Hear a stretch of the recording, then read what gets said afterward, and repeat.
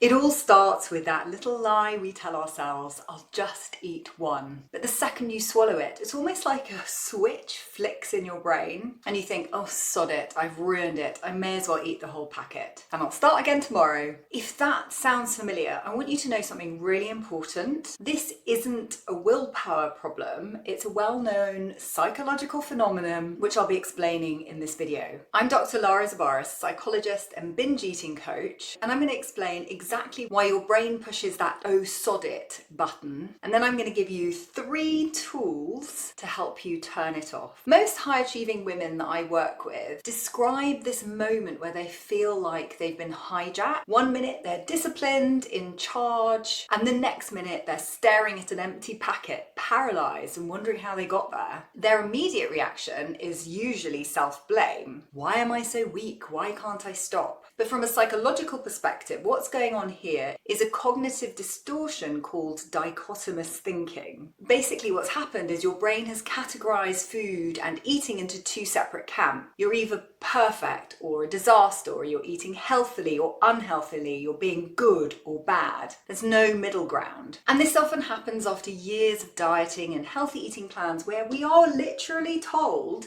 that there is a list of good foods and a list of bad foods, or a list of foods that you're always allowed and a list of foods you should proceed with caution. Basically, we learn from a very young age that some food is good and some food is bad. But humans are not robots, and it's impossible to maintain perfect all the time. And what happens is that the moment you step outside that perfect box, your brain decides that you're now in the disaster box. In psychology, we actually have a specific name for this. It's something called the abstinence violation effect. And here's how it works.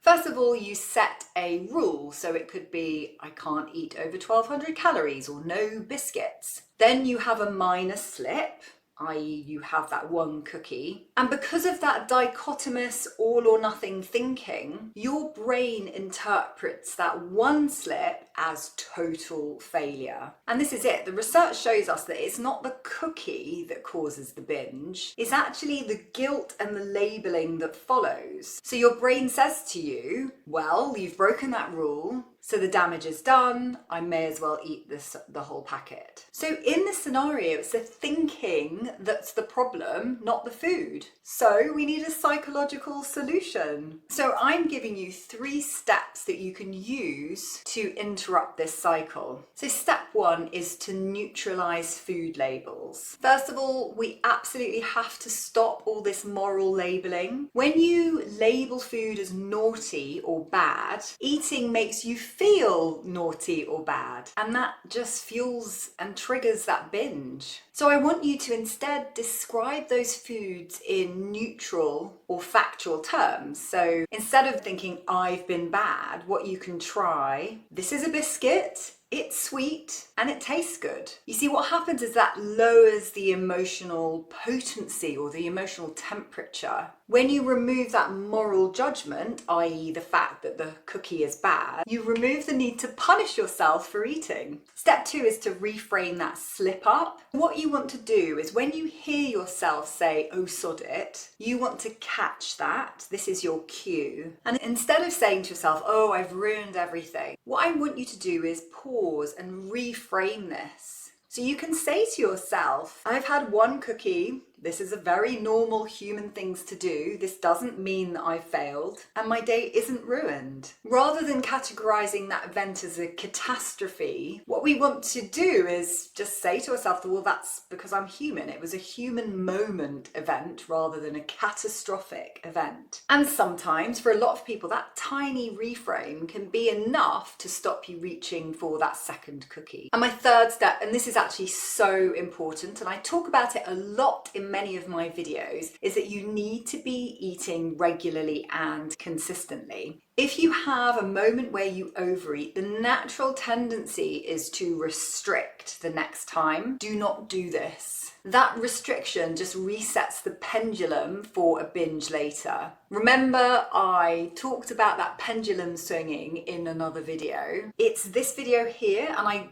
talk about it in a bit more detail, but essentially this pendulum swing, if you think about your eating like a pendulum, so at the one end you've got restriction and the other end you've got binging, the more you pull back the pendulum into the restriction, the further it will go into the binging. So if your response to overeating some cookies is that you restrict, you set yourself up for the pendulum swing through to binging. So your job after you've had that overeat is to simply eat the next meal, normally a balanced meal or snack with protein and fiber to help you feel full and satisfied. You want your body to know that you are safe and that you're going to be fed. So breaking this all or nothing cycle isn't about getting better at resisting cookies. It's about realizing that one cookie has no power over you until you give it power with your thoughts. And this is an important point, that often our relationship with food is not just about what we eat,